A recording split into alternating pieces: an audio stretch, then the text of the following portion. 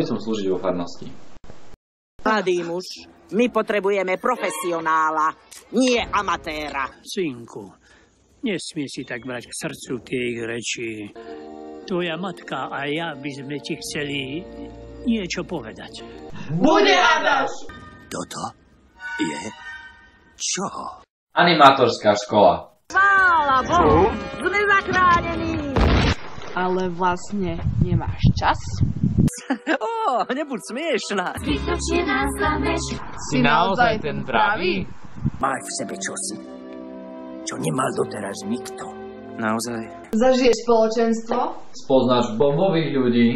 a fest veľa radosti. Dobre. A čo ešte?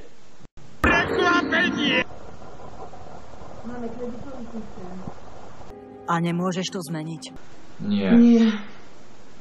Toto je záznamník.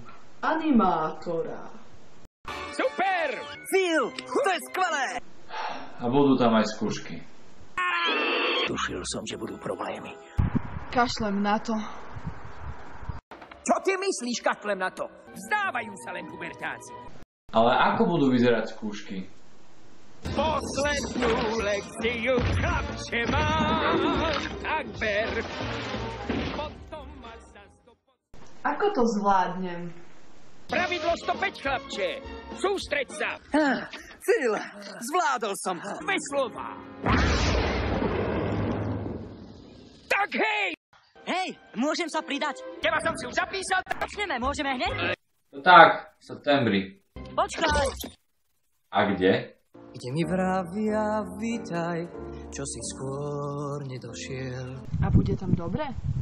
Čo je to za otázka? Samozrejme. Isto?